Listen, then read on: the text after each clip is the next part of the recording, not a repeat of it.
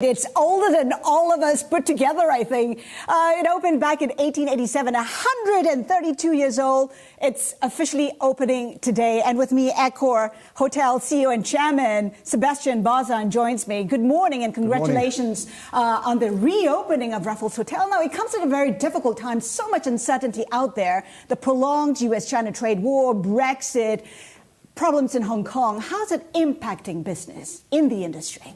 Well, I have a lesson in life. Whatever you don't control, don't stress for it.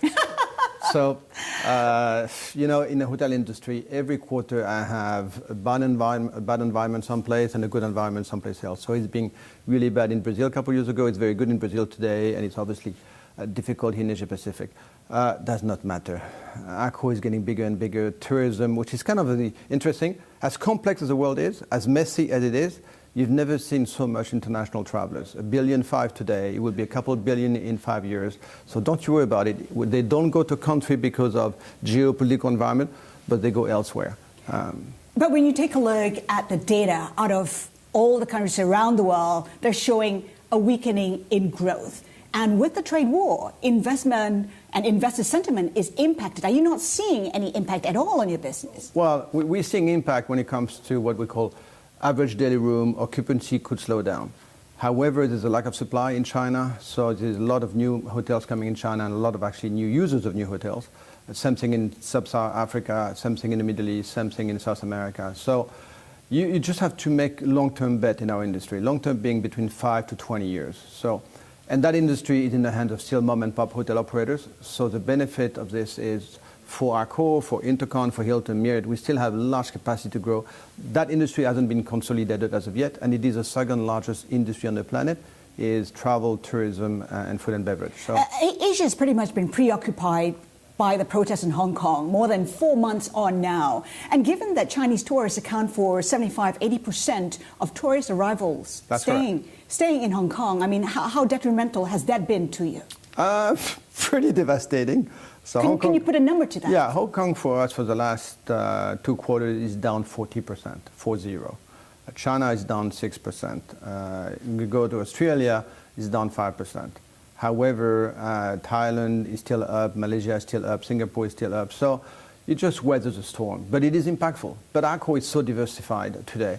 So again, it may be slowing down in Asia, it's actually picking up in Eastern Europe, in the Middle East and Africa. So we're fine. And no end in sight, though, for the Hong Kong protests. And from what we understand, hotel operators, hotels, basically are asking their staff to go on leave for about 3 days.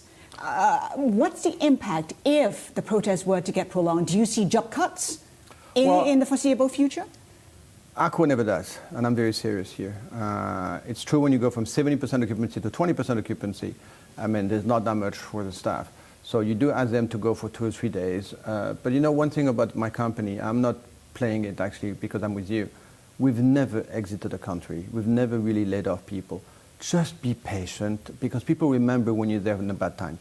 So Accor has been in your region for the last 50 years, and so it's true for other regions on the planet. So we'll be with you, and we'll be with your employees. You talked about how some other markets are compensating for that slowdown in Hong Kong. Yeah. Which ones are your growth areas? I mean, when you take a look at analyst reports, they say Europe is where the focus should be for you. Well, Europe is big. Europe for me is 50%, 50. It was 80% when I started 6 years ago, but on purpose I diversified it away to see the growth in Asia Pacific and in, again, Middle East, South America and other countries. So Europe is a resilient market, it's a buffer, because 80% of all the destinations of major travelers end up in Europe. So they go to Barcelona, they go to London, they go to Paris, but we are an enormous recipient of international travelers, be it from America or be it from China. So we continue basically expanding in Europe, but we already have the largest market share in Europe. I cannot double down on my market share in Europe. I can double down in Middle East, Africa, South America, and Asia Pacific. So the growth is still in Asia Pacific. And again, it may be difficult for the next couple of years, does not matter. It is in a downturn that you make the best decisions. The impact of Brexit on that I don't European control business. Either. It's Brexit for us. It's pretty interesting.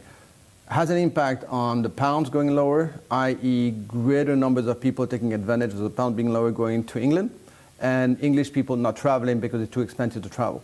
So within the capital cities of the UK, it's never been better since Brexit happened a couple of years ago. I mean, likely Brexit not happening, but Brexit being the discussion.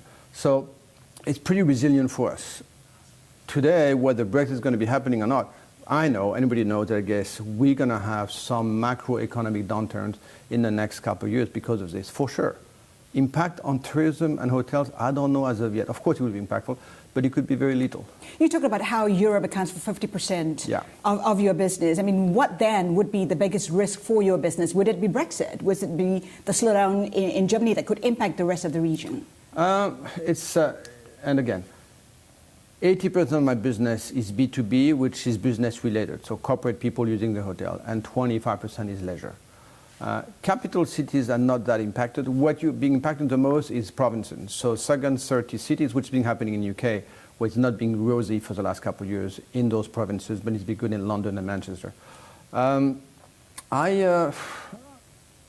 the greatest impact will be macroeconomic headwinds in Germany and France, because we do depend quite a bit on those two countries.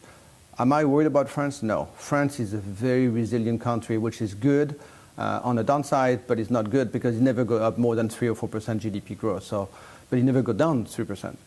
Germany, watch out, because they're very much export driven, and so they obviously rely quite a bit on Asia Pacific, but they have no debt. Many strong mid-sized companies, and those are very well managed companies. So don't ever bet against Germany.